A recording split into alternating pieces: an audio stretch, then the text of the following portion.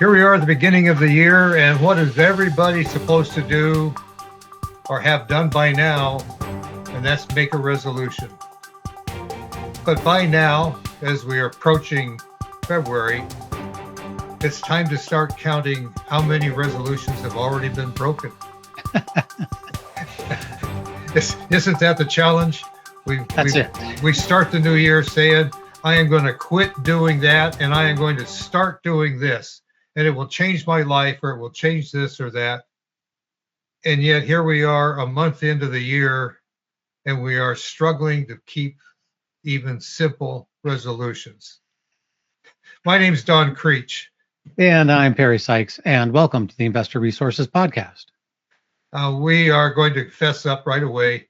We are just as guilty as anybody else with the difficulty of maintaining a resolution. The only way to avoid this problem is don't make a resolution. Then you don't have anything that you haven't kept up because with. Making the resolution, that's the easy part. It's easy to say. It's much more difficult to do. One of the major resolutions typically is around finances. For some people, that's, I'm actually going to have a budget this year. I'm going to quit using my credit card this year. I'm going to save more money this year. Those are just three that pop into my head. Sure. I'm going to get financial help with my stock market, my 401k plan. I'm going to start my 401k contributions this year. There you go. I'm going to do that this year. Yeah. Yeah. I'm not getting my company's match. I need to increase it to at least get that much money. How about those? How many of those have you made? Any of those you've made, and have you broken them already? Don't raise your hand. You don't have to tell us. We know what the odds are. Yeah.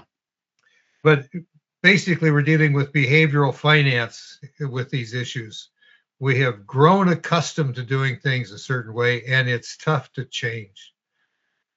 So we often look for help, and today we can look for help online. Maybe use an AI tool that's online. If we're really desperate and we need somebody to hold our hand, we'll seek a financial advisor.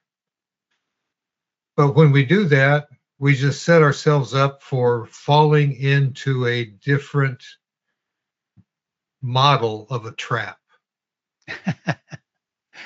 and it's important if you're really trying to keep them, like if you are going to resolve to get on a budget, the most important thing is to ask yourself, why am I doing that? Why am I going to get on a budget?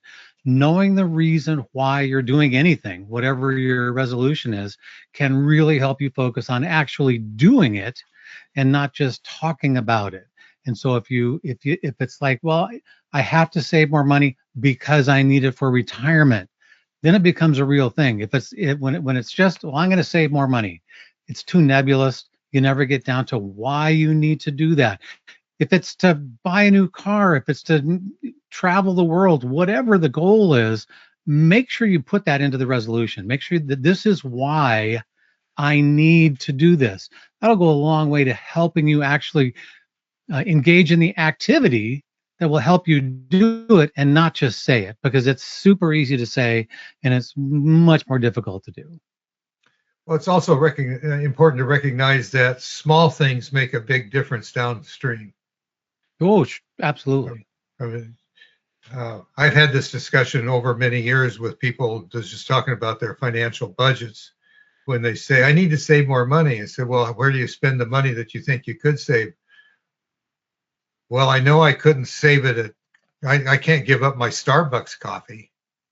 Well, why not? Well, I just can't. How much? Not going to happen. Yeah, just how much you spend on Starbucks each week, or how about each day? Well, yeah, I'm in there 3 times a day, and what do you spend on coffee? Okay, well, let's just assume that's $15 a day, and it's 5 days a week. That's 52 weeks a year, and it's how many years to retirement? And none of that has any earning potential on it because you're consuming it. Okay, so I'm picking on Starbucks. Well, that's not because I don't like Starbucks, which frankly, I don't like their coffee, so I don't drink it. I drink coffee at home, make my own, but that's personal choice. small choices like that make a difference in terms of what you can save. You're struggling to save money for retirement. You need you need a couple of issues to address. The reason people have difficulty retiring is, first and foremost, they don't save enough money. Right. Okay, that's a given. They don't start early enough in saving money to get full potential out of the compounding benefit of money. Your other choice is you have to work longer because you're going to live longer, which means you need more money than you're probably assuming you will need with your current assumptions about funding a retirement. You think you need $1 million when you retire at 65, and that's 20 years away. You're probably underestimating your life expectancy, unless you have Hmm. some real family and genetic issues that mean you're going to die early. In fact, that's an exception. And you're underestimating the cost of inflation, and you're probably underestimating the cost of living free from work with plenty of other things to do to spend your time and resources, all of which you need more money than you're planning on. And how do you get there? Start earlier, save more, and here's the hard one: increase your risk assumptions. Mhm. You have to Retirement, have you have to be taking risks with that money. There are no returns that are risk free. There's none. If you want to save every penny and never lose it, you can just bury it in the backyard. You'll never lose a penny, but you're never going to compound that money. You're never going to get a return on what you're doing with it. And to do that, you need to take risk. And if you have a long time frame ahead of you to retirement, say, and you've got 35 years till you're likely to retire, you need to be taking some risk with that money and allowing it to build for you, even though you're going to have some short-term setbacks. Always happens when you have your capital at risk. You've got plenty of time to recover, and that's what you need to do. And if you're constantly avoiding all the risks that you can take, or most all of the risks you can take, you're also going to avoid most all of the returns that are available to you. yeah, so we get overly fearful about short-term declines or drawdowns in the market. So the alternative, or the opposite side of the equation you just introduced, was having a long time to retirement. It's easy to assume I could take more risk and I can live through stuff. Well, part of that problem is because the general industry, financial industry, is set up to basically have a buy and hold attitude. Buy the dips because the market always goes up.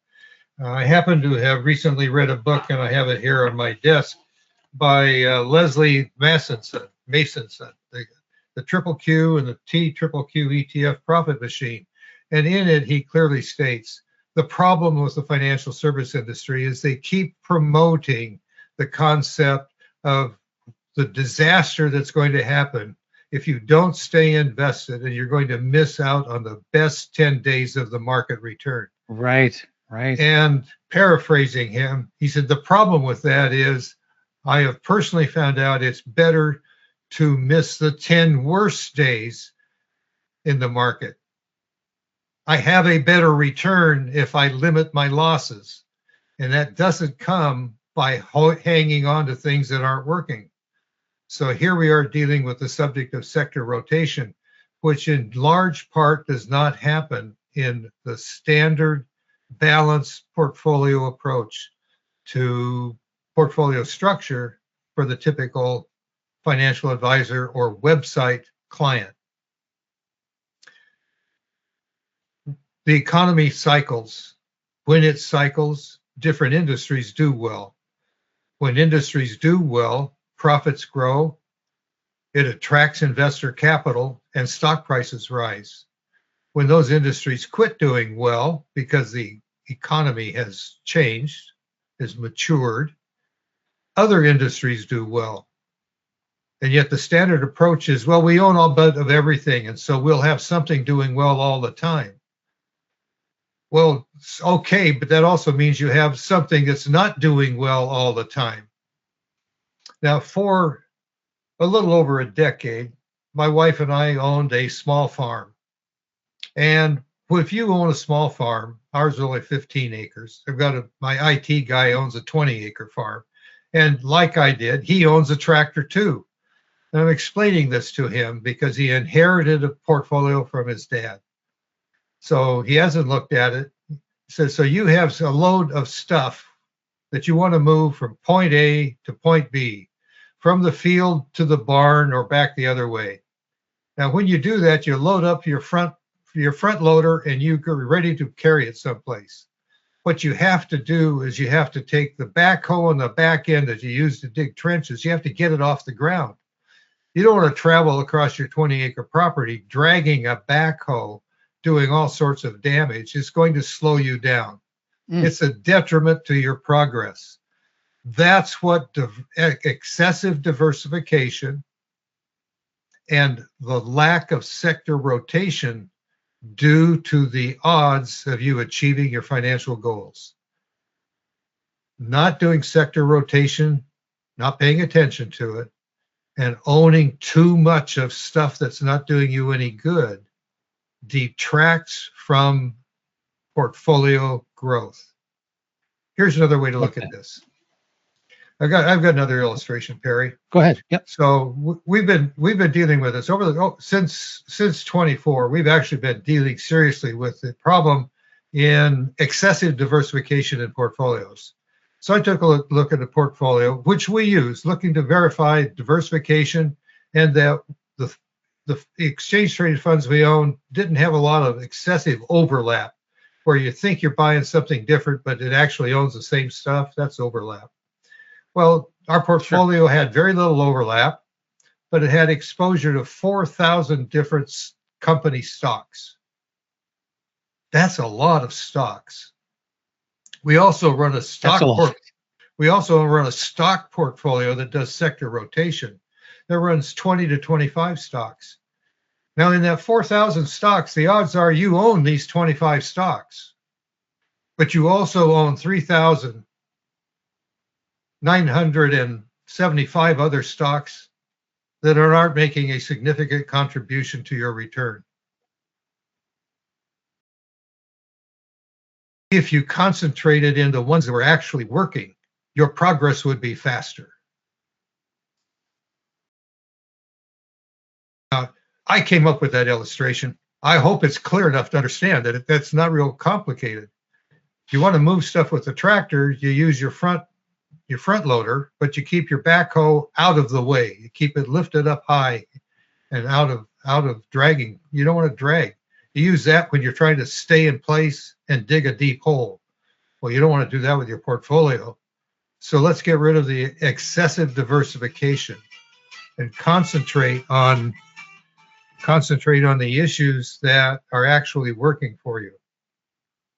You want to know how to do that. You want to talk about how to do that, whether or not you're actually getting that done with your portfolio, you give us a call. Contact information is here on the screen. We'll be glad to chat with you, share what we're doing, review what you're doing, give you something to think about whether or not you're actually following a path that's going to achieve your objectives, your financial objectives, in a way that you can actually manage it and live with the short-term disruptions that are going to come your way. They're going to come our way, but we have a process to deal with them. How about you? Do you have hard rules, ability to make a decision without getting emotionally tied up with the fact that you've already owned something for a period of time and it didn't work out the way you thought it would? We struggle with that ourselves, but we have a process to deal with it, and we can probably help you. Make your New Year's resolution. You've got to figure out what you're going to do and then stick to it, or it doesn't do you any good. And that's where we are in the portfolio structure that we provide our clients. Subscribe to the website. The subscribe button's down below. Find us of interest. Share it with your friends, family, and coworkers. We'll be back with more comments on more subjects that have to do with running your portfolio. Stay tuned for more, but give us a call to talk. Have a great day.